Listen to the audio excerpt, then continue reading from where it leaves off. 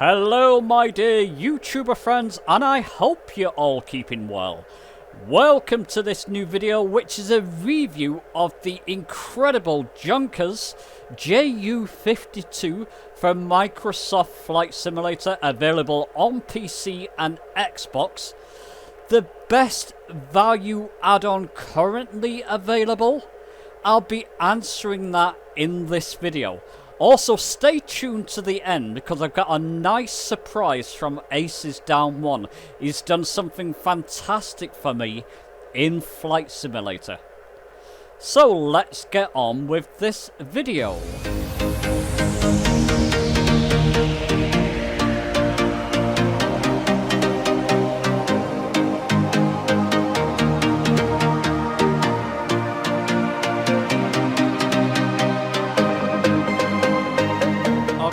To begin with, I've got the engines turned off. It's a cold and dark start at London City Airport, just to show you some of these fabulous texturing and external views of the aircraft. This is a real old vintage workhorse of the German Air Force. Absolutely beautiful. I believe this used to carry German troops in World War II. Look at the texture on it. It looks really vintage, old. I mean, I've got a sort of my tail number on the back there, but the texturing on the external view looks fantastic. This does come with a number of liveries. Let me show you that on screen. In different variations of the aircraft. So there's 4 different variations. Things like the aircraft on skis and other things. I'm showing you that on screen. And like I say, 14 different liveries. Now, by the way, this cost me just over £12. Was it £12.94 or something of that sort? From the Flight Simulator Marketplace, and that's the same on PC and Xbox. Absolute insane value, insane value. I'll put it straight on the line now. This is one of the, probably the best value aircraft in the world in Flight Simulator and in flight simulators in general. Absolutely insane. Let me jump inside the cockpit. And it's not just so much you're getting different variations of the aircraft. It's also interactive. Absolutely. So let's go across all the different instruments here. We can play around with all different kinds of things. Obviously you've got the props there and engine startup there. By the way, I'll be doing some sort of tutorial on this, a sort of newbie tutorial on how to start this up. It's not too difficult if you follow the steps that Flight Simulator supplies you, in fact. So watch out for that in the future. I might make that my next video. But it's just so interactive, and there's so many different instruments that you can play around with. It's like a fully featured aircraft for just over £12, or let's just say under £13. Absolutely insane what you get with it. And the interiors of the aircraft are beautifully crafted. Yeah, you can even play with this wobble pump here as well. If you want to have a wobble, you can do. Very, very interactive. It's lovely and so different to fly as well. Here, let's open that overhead window. It's just so many things you can play around with in this aircraft.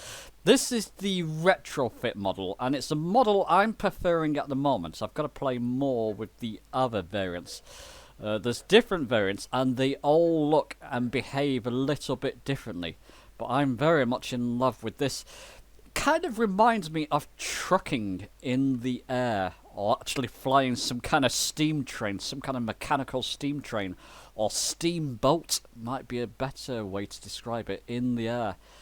Absolutely lovely looking and a joy to fly, and so interactive.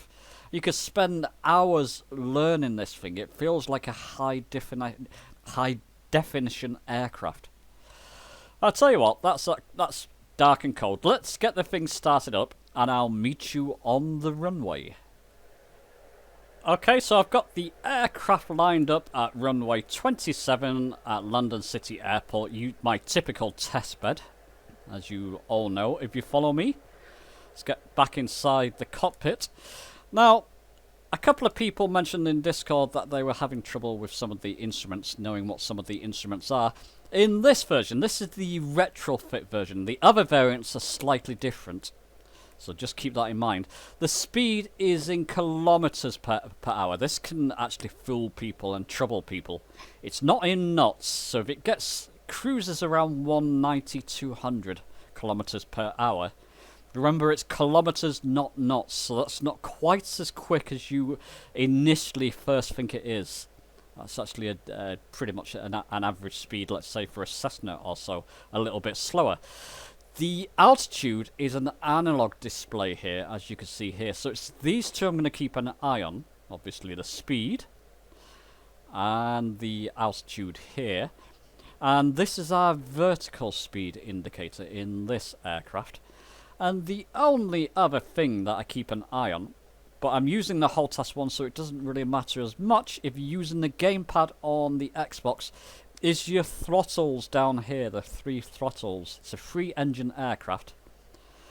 And if I move the throttle up on the HOTAS 1, as you can see there, the throttle in the aircraft corresponds 1-to-1, which is lovely.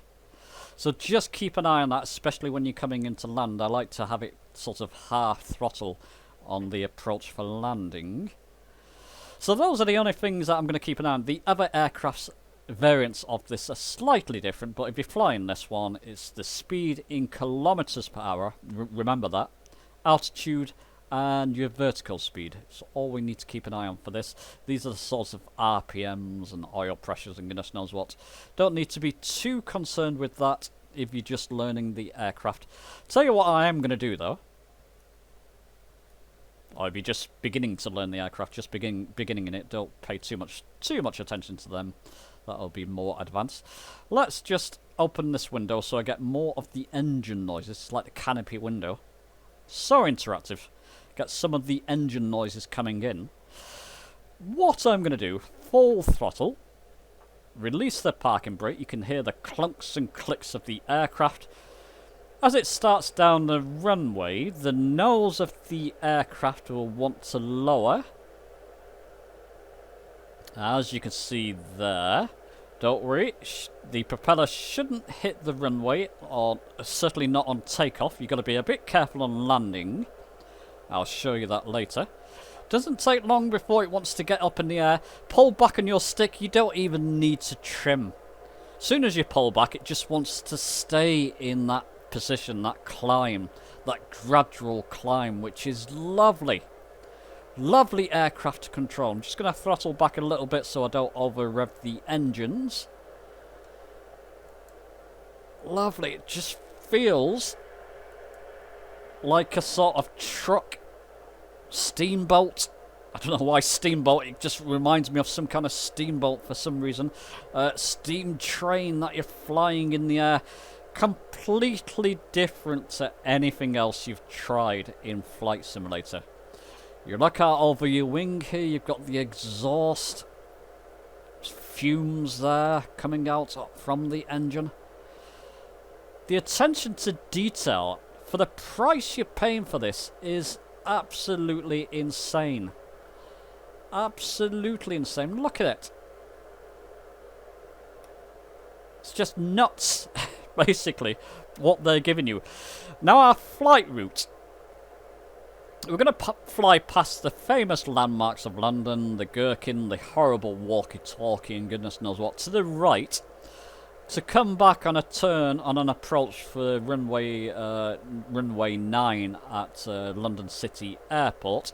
And as you'll see, it needs a wide turn. It takes a wide bank when it's turning.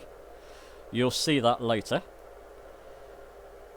Just lovely. Let's just move it to the right a little bit and it just stays. It's just absolutely gorgeous to fly.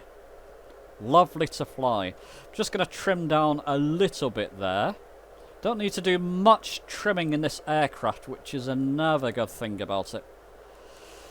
And it's so evocative of the vintage golden days of flying. As you're looking around the cockpit and looking over the wings, and even in the external mode, looking in at the passengers if there's any there. Lovely, lovely. Oops, reset my view there. Just reminds me of the golden days, the old days of aviation. And as you'll notice, there's no GPS in this thing. Actually, before I get to that point, let me just see what my speed's doing there. See, it's cruising at 190, with just over 1,000 feet altitude. That's fine. So what I'll do, I'll trim down there. Let me get back to my main view. There we go. It's pretty much trimmed out anyway. It's just, as I was saying, just so evocative of the golden days of flying. Now, before I forget, let me just get back to my normal view. When this river here, the bend of the river, comes parallel with the wings here, I'll do a slow bank to the left. And as you'll see, it takes a very wide angle of turn. Lovely. There's no GPS. I think that's what I was saying in the aircraft. So if you want to fly from area to area, town to town, city to city, which I really want to in this, you're going to have to rely on the old way of flying with charts and goodness knows what. Let me just turn around here because we're coming up to our turn point, and as you can see, this takes an age to turn. If you're going to turn a 180 like I'm doing, let's put a bit more of a bank angle in there. You're going to have to be patient while this workhorse, this truck of the skies, wants to turn slowly. You're going to have to be patient with it as it's turning, as it's banking. Let's put a bit more of a bank angle in there. Now, there is something called Flight Sim EFB. I'll link my review of that in the top right for PC. It'll bring up charts in these toolbars menus here. You could use that. There's other programs you can use. Or just use plain old paper charts or charts on your PC if you're playing on Xbox. And try and use the old traditional way of flying. This aircraft begs for that, it feels like. It's just so evocative of the olden days of flights. It's beautiful. Now, London City is somewhere ahead of us there. Let me just trim down, because I don't want to be going much higher than I am at the moment. Yeah, it's just ahead of us there. I'm already going to put my throttle back now to halfway. On the HOTAS one, it's easy to do that. And I'll trim up so I don't descend too much. As you can see there, I've got 50% throttle employed, essentially. With the gamepad with the Xbox, it's a little bit more difficult, I found, with the throttle, but just try and get that to around the 50% mark for approach when you're coming in to land at an airport. And remember to trim up. It's wanting to descend there, so I'm just going to trim up to keep it in level flight. Which is about there. You can see London City Airport coming into view ahead of us. It's about, what, 10 PM roughly? 10 AM my time. I'm flying this at 10 AM in London, so the sun is just rising as we're coming in for our approach there. Should be okay. Adds a bit of atmosphere, and the frame of the aircraft kind of blocks some of the sun out. I want to get the runway lined up around here in this left window in this aircraft, and that should be okay for landing.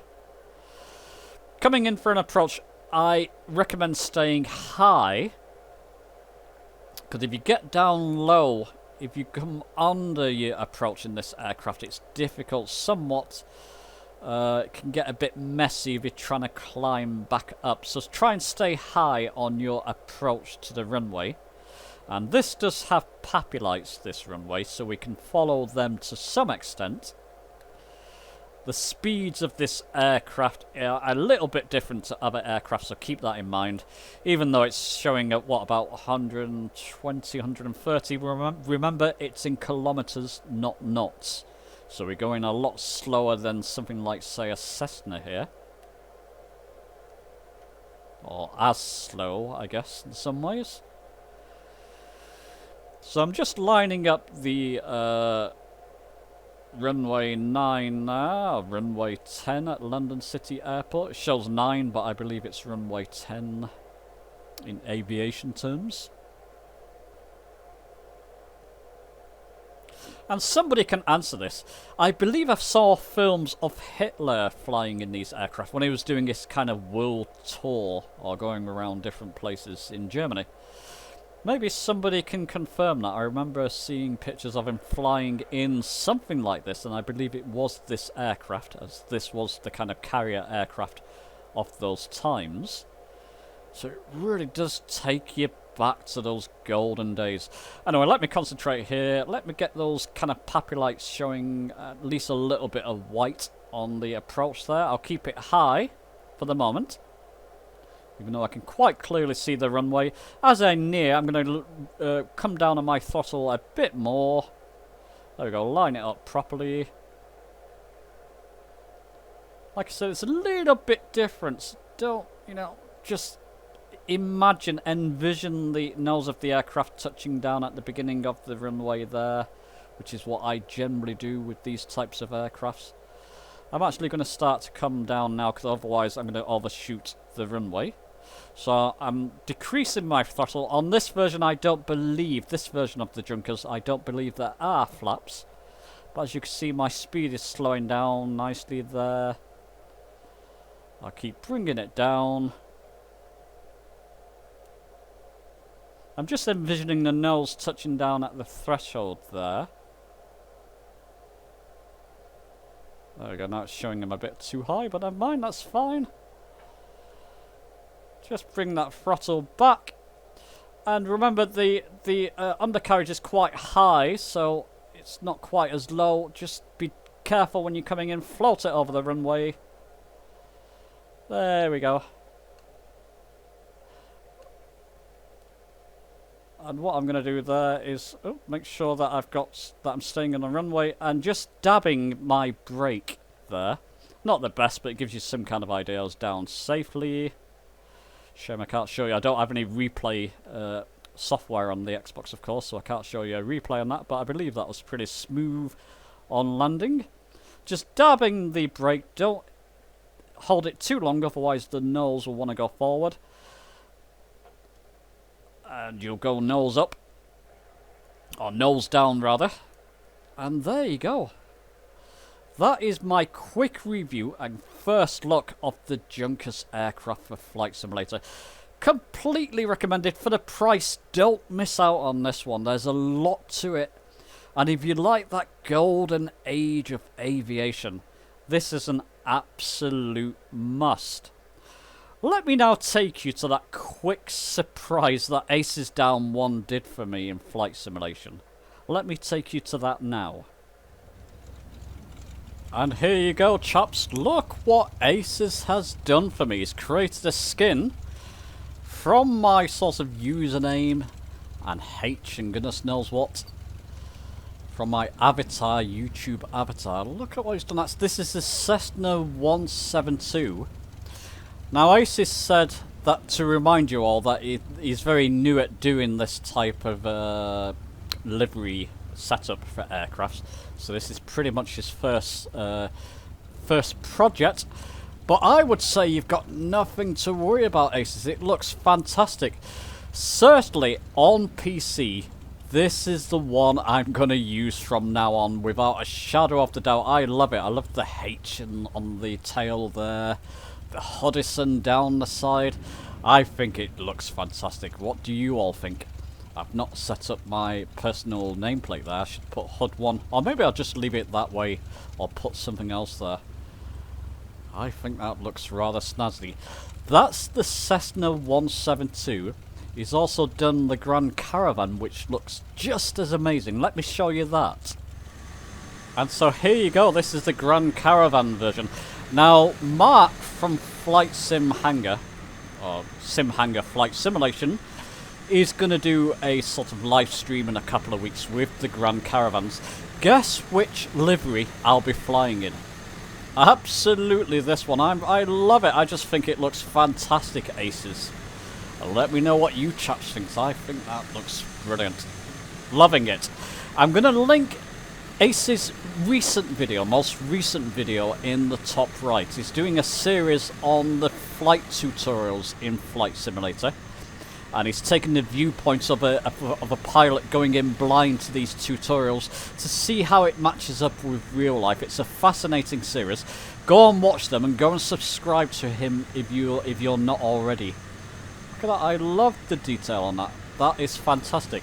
And remember, I'll be doing my own live stream next week, Sunday the 10th at 5 PM UK time. Everybody's welcome to join in with that. It's going to be some advanced techniques using the Garmin G1000 NXI mod. So this thing, things like OBS and approach plates and all kinds of advanced techniques. I won't spoil that yet, I'll let you find that out next week. Let me know your thoughts on the video, give it a thumbs up if it's been helpful to you. Subscribe for many more Flight Simulator videos on the way, and I'll see you soon.